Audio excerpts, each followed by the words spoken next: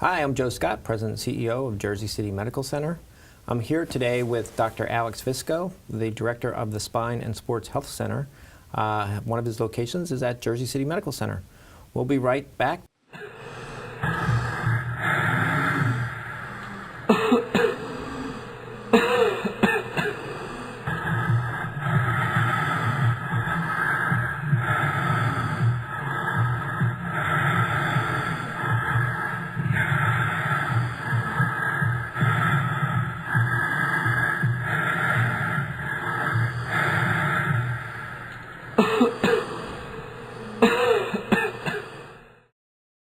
Newport, the luxury waterfront community on the Hudson River, offers the quality of life you deserve in 10 high-rise rental towers with amenities such as the on-site Newport Path subway, light rail and ferry service, Newport Town Square, 3 playgrounds, dog run, upscale restaurants, retail giants like Sears, JCPenney, Macy's, and Target. Morton Williams Supermarket is just outside your front door. A health and fitness club, spa, skating rink, and medical facilities are also on site. NewportNJ.com. Enjoy the New York skyline from Newport Town Square. Manhattan is just one path stop away or quick ride through the Holland Tunnel. Nursery and private elementary schools all on site. 12-screen movie theater at the Newport Center Mall. Want to visit Newport? Stay at the Westin or Marriott Hotel. Go to NewportNJ.com for details. Newport has luxurious towers, great restaurants, shopping, New York skyline views, schools, playgrounds, a marina and yacht club, gym, spa, fine wine, fine living. It's incredible. It's you. NewportNJ.com. Newport, live like you want. Seeing the ER doctor at the Jersey City Medical Center has never been easier. If you're sick, you just click. Go to libertyhealth.org, and here's how it works. Click Skip the Wait. Select your time and check in now. Enter your symptoms, your personal information. Click Proceed to Confirmation, and the doctor's waiting for you. The Jersey City Medical Center. Make Hudson County's #1 hospital your first choice.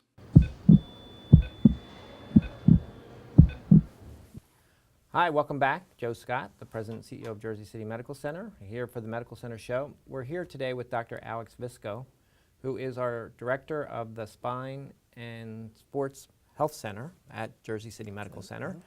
You actually have an office right across the street from the hospital, right in the... We do. Right near the Brownstone Diner there. Exactly. Yeah. That's what I tell people. You know, That's how right. you find it. Find the Brownstone, Medical you Center found you. Here, Brownstone, we're on the other corner. Great. Alex, tell us a little bit about what you do and kind of what your education and training is. Sure. Well, I'm a specialist in physical medicine and rehabilitation. It's also known as physiatry. Okay. We like to think of ourselves as non-surgical pain and musculoskeletal physicians. Okay. So we treat all types of pain, pretty much from the neck down, right. As well as sports injuries and any type of bone, joint, or muscle disorder that may cause some type of dysfunction in a person's performance or everyday activities.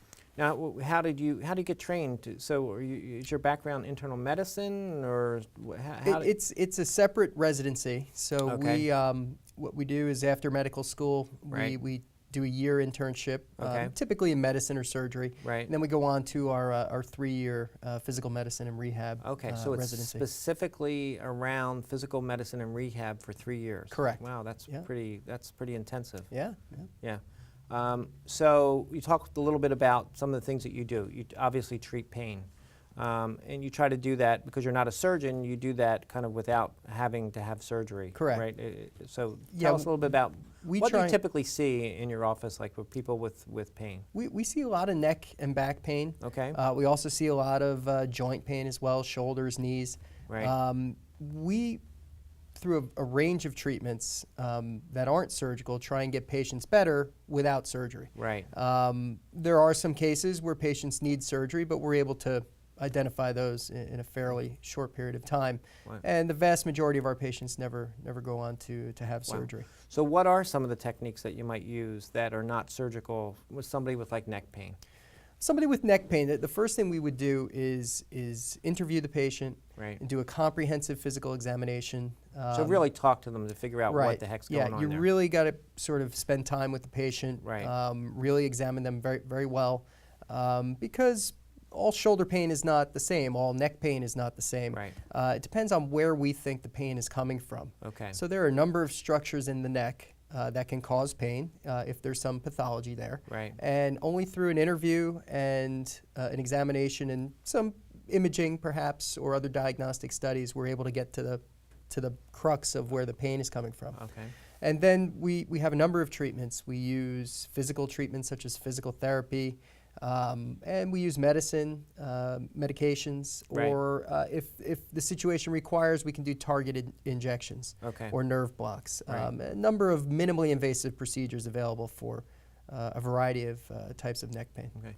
When you're trying to diagnose somebody, do you sometimes send them for an MRI, or is that the typical diagnostic tool that you use? We frequently use MRI. Okay. We do. If somebody comes to us and they have some acute neck pain Right. for a couple days, and if there are no what we call red flags, meaning Right. emergency type signs and symptoms that Yeah. need an immediate workup, usually we'll treat them conservatively and see if they get better. Right. And if they do, we generally don't need an MRI. Right. If there's still some persistent pain or weakness or other concerning neurological symptoms associated with neck or back pain, Right.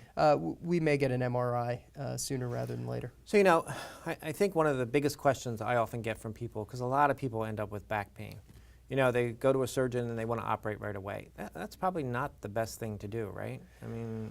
Right. There are signs and symptoms which are what we call red flags. So if someone has a red flag symptom, say someone comes with severe back pain, pain down the leg, and significant weakness in the leg. Right. They're dragging their leg behind them, they're tripping or falling. So really debilitating. Yeah, you or can't there's move, bowel or bladder problems. Right. Usually some type of neurologic emergency Right. would require surgery. Okay. Other than that, most of the time we can treat patients conservatively Right. and get them better. Right. And you'd be surprised, even people with chronic back pain for years and years through Right. an aggressive therapy program and a targeted injection or two, we can get long-lasting results. Mhm. And they may never need surgery. Wow. That's entirely possible. Wow, that's amazing. Now, most of the time, do you think the majority of the patients you see are back pain, or? We see a great deal of back pain. It's a very Right. common condition. Right. I mean, in our office, we have 20-year-old kids with back pain. Wow. We have 90-year-old patients with back pain. Right. It sort of runs the gamut. Sure. It's a very common condition. Patients frequently seek out their internist or primary care Right. doctor Right. with complaints of back pain. Uh-huh. I think it's the number 2 or 3 most common reason to seek out care with a primary care Wow. physician.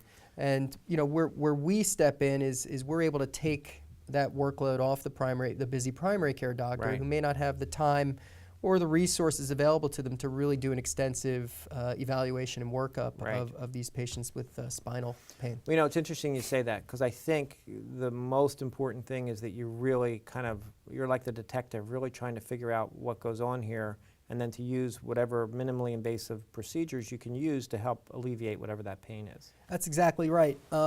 Diagnosis is the key. Right. If you don't have a good diagnosis or proper diagnosis, and you start treating the wrong source of pain, Right. you're wasting your time, you're wasting the patient's time, you're wasting money, resources. Wow. So you need to take the time up front and really get to know the patient and do a proper examination, rule some things out, maybe do some diagnostic workup, and then when you're confident that you found the source of pain, that's Then you when can you start really treating. evaluate the treatment Yeah, options. that's when you Yeah. start treating, and that's the best way to do it. Now, some patients might just need physical therapy. True. Yeah. We have patients with chronic back pain. It may just be due to some weakness in the back muscles, some Right. tightness in the legs, Right. maybe some deconditioning, and we get them in shape and we strengthen their core, get them more flexible, and that goes a long way towards resolving back pain. Right. And so in you can certain actually cases. have a physical therapist help them do that. We do. We work very closely with physical therapists. They're part of our team. Right. Even if we have somebody in acute pain, Right. and we're able to relieve that through medications or an injection, Right. We usually recommend some therapy to help strengthen them and help protect that sensitive area of their back so they don't have relapses down the road. Wow.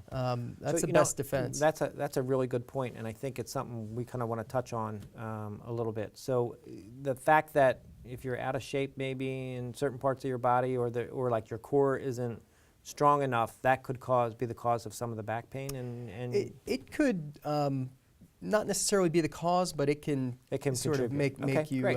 We'll be right susceptible. back talking with Dr. Alex Visco. Jersey City Medical Center, Hudson County's #1 hospital, as ranked by U.S. News and World Report. Hudson County's only hospital to receive an A safety score rating. Jersey City Medical Center is Hudson County's only hospital to receive the prestigious Magnet Award for Nursing Excellence.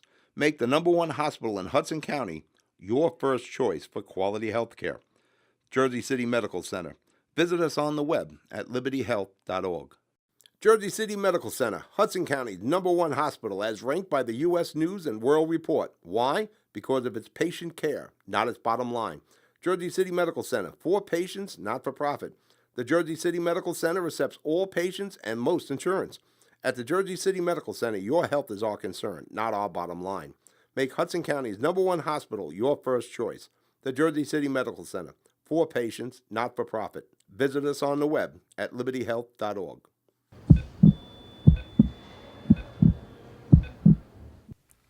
Welcome back. We're here with Dr. Alex Visco. Alex, so glad to have you here today. He is the director of the Spine and Sports Health Center, right across from Jersey City Medical Center and the Brownstone Diner. Anyway, it's a good landmark for There's for no us accident to use. we put the Absolutely. practice there. Anyway, we were talking a little bit about back pain because that's one of the major things that you treat. And we're talking about physical therapy and really conditioning people. That helps people with back pain sometimes? Absolutely, absolutely. And my favorite patients are those who have typically not been in the gym or haven't maybe taken the best care of themselves or been busy with work or their kids and have sort of lost some of that muscle tone and conditioning, because when we start them in our therapy programs, which are aggressive, sports-oriented, hands-on therapy treatments, they really, do well quickly. So, it's interesting you say that because, I often see people in the gym who are trying to work out and they'll be with trainers and everything else. But if they've got some back pain and you can kind of help them maybe develop their core, that's, to me, with a professional like a physical therapist, would be better than going to like a trainer where you might even aggravate your back, right? I love people working out in gyms and taking care of themselves, and I have relationships with trainers. But when somebody has pathology or someone has a back condition that's causing them some trouble, a medically supervised environment for working out is a good idea for a period of time. And then we'll always transition the patient when they're ready under our guidance to a trainer that you might know? To a trainer or great. to a gym, and we're happy to communicate with the trainers and let them in on what we think is going on, what may or may not work for the patient. So for all those patients who are out there who are hesitating going to work out because they might feel like it might aggravate their back, the first step should really be to come to you and get kind of evaluated. You'll sit down, you'll take a lot of time understanding what their problems are, and then maybe helping them get to the point where they can go to the gym. Exactly. Diagnosis needs to be made. And then we can guide them along the right path. Wow, that's really great. So you also do sports medicine. What are some of the common injuries you see? I guess there's some weekend warriors out there, and especially this time of year when the weather's getting warm. It's gets gonna be 80 a little degrees bit warmer. today. It's been a cold spring, but people still, when the sun comes out, they're dying to get out there. I saw people running today, on the way over here. So. Well, we had a rough winter to say the least, and everybody's itching to get out. And that's when we see a lot of strains and sprains, and I've seen probably 4 or 5 hamstring tears just this past week and a half. Wow. So guys are getting out there, women are getting out there, and going from 0 to 60. Right. In that first warm day, and maybe pay the price a little bit. So we see a great deal of sports injuries, and not necessarily professional athletes, but people who working out and participating in sports is very important to them. And they want to stay active and stay in the game. And sometimes they need a little help to do that. And we're there for them when that happens. Sure. What's the most common sports injury you see? A lot of shoulder injuries. Really? Yeah. Like a lot of hamstring, a lot of sprains, strains this time of year. Right.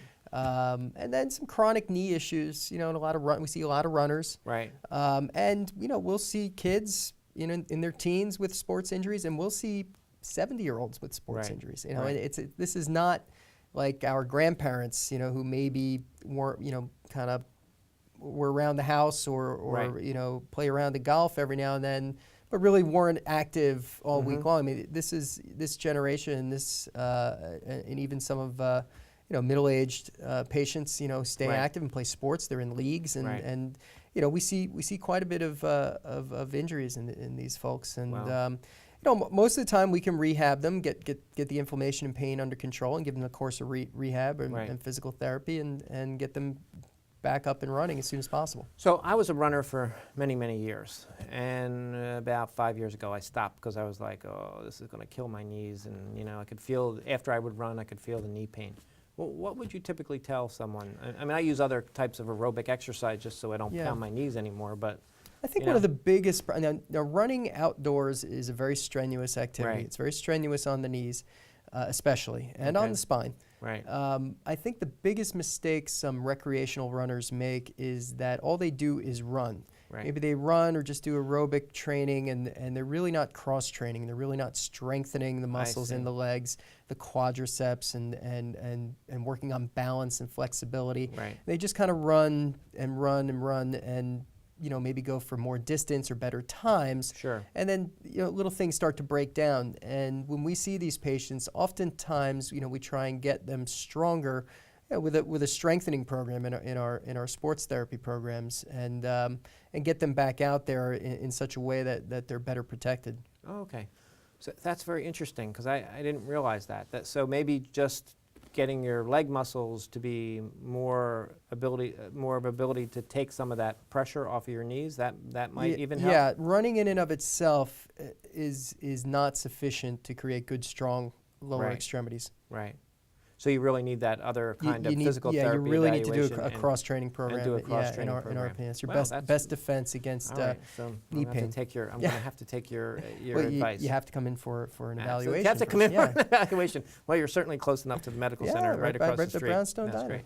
Now, sometimes you might see patients who come in to our emergency department complaining of pain. You see a lot of patients that come from the emergency department, and Well, especially patients with back pain or sciatic pain, because that Okay. can be severe. And Right. when you have burning, shooting pain down the leg right, or down the arm, if it's coming from the neck, right, it's the middle of the night and you can't get any relief from taking some Advil. Right. Your options are really, go to the emergency room or suffer with it. right, So that's oftentimes the first stop for many people with severe sciatic pain. right, And it's not necessarily a medical emergency, so the emergency room docs will stabilize the Right. patient, tell them what's going on, give them some medications to help control their pain better. right. Then we really take over from there Right. and sort of institute a program for a longer term relief. Okay. All right, great.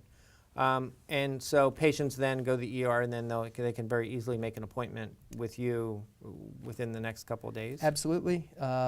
We can see them same day after, and really sort of evaluate it, break it Right. down, get the right imaging, figure out what's going on, where the pain is coming from, Right. and add to the treatments that the emergency room docs got started. Wow, so that's really a great thing. So really, if people are in that acute pain, they go to the ER, they can easily follow up with you. That's Yeah, that's where we would pick up. right, that's great.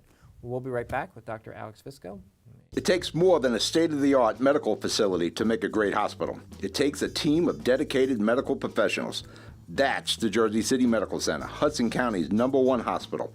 Medical teams consisting of New Jersey's top doctors, Magnet Award-winning nurses, and accomplished hospital associates, all committed to your good health. That's what you have at the Jersey City Medical Center. Make Hudson County's #1 hospital your first choice. The Jersey City Medical Center. On the web at libertyhealth.org. Panapinto Properties, Jersey City. Shaping the workplace with state-of-the-art office space and an address your company desires. Building residences that define your home environment. adjacent to all modes of transportation. On-site parking available. The right address, the right lease. 201-521-9000 or visit on the web at panapintoproperties.com. Panapinto Properties, building Jersey City for everyone.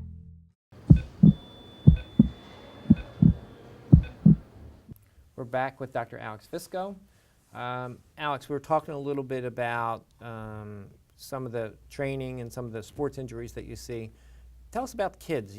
Some kids really try to train too hard, and kind of how do you deal with some of those issues? Well, I think kids and teenagers, just like anyone, Right. Muscles, tendons, joints need rest Right. to recover from the wear and tear of a daily sports training regimen. Right. And we do see quite a few kids, teenagers in our practice, and some of those injuries are due to overtraining without proper rest or even Right. proper nutrition. Okay. Or maybe overtraining in one direction and undertraining in another, such as the question you raised earlier about runners. Right. Maybe running too much and not doing enough of a strengthening program. Right. So we can evaluate what these kids are doing, how they're training, and maybe. Typically, how does that kid show up in your office? I mean, well, is it because they've got some pain or something? Yeah, or? they may have some persistent pain, Right. persistent hip pain, or even back pain. Really? In 14, 15, 16-year-olds. Wow. And maybe they didn't have a proper period of rest, or maybe they haven't rehabbed their injury properly. Right. And maybe they were pushed, too quickly back into their regular regimen. Because I think sometimes people have the sense, they're kids, they'll bounce back quickly, or Right. but it's not necessarily always the case. They do have a reserve of I guess they're able to recover more quickly from certain injuries than patients who are a little bit older, but they still need to be evaluated and, Right. and looked at and Wow, so that's carefully. really amazing. So if you've got a child who seems to have this persistent pain or injury and they seem to be in really great shape, you can really help them kind of identify where the issues are. It sounds like you really listen to your patients and figure out what the heck's going on. Well, but persistent pain in a child is not normal. Right. And if a child is consistently complaining of pain, it should be taken seriously. Right. And evaluated. Okay, great. So, one of the things I sometimes hear are people worried about, for example, addiction to drugs, pain medications. Do you see a lot of that, or how do you kind of try to deal with people who might say, the only thing that works is Percocet? Yeah, it's a big problem, and Yeah. I think it's been a big problem for a while, and Right. it's starting to get more media attention Right. and attention of law enforcement and federal law Right. enforcement as well, including the DEA. Right. And there's more scrutiny out there right now. Sure. And opiates are a valuable tool to have for doctors and pain Right. doctors, but they have to be used sparingly and in the right Right. situation. It's easy enough to control somebody's pain by throwing opiates Sure. at a patient, saying, wow, my pain's better. Right. But you're really masking it and potentially doing a disservice Right. to the patient. There are medications for pain and acute pain in particular that are more appropriate, Right. and that's what we focus on. Right. And a lot of it's patient education, Right. and sometimes patients don't even know this, and they need to sort of be educated. Sure. So what are some of those other pain meds that you might use that are not kind of opiates? Well, it'd be anything from your standard anti-inflammatories. We Right. have prescription strength anti-inflammatories. Like Advil? And, Right, in that yeah. that family of medications. And there are medications that control nerve type pain, Okay. such as when you have burning pain down the leg from sciatica, Okay. or you have a neuropathy. Right. So diabetics get Right. peripheral neuropathy and the burning pain in the legs and, Right. and arms. There are medications specific for nerve type pain. Wow. And so usually it's one, the other, or a combination. Right. That maybe through a little bit of targeting a medication regimen for a specific patient's needs. We really have to put some thought into it, Right. instead of just throwing opiates at somebody, Okay. which is really a bad practice. Yeah, yeah. I mean,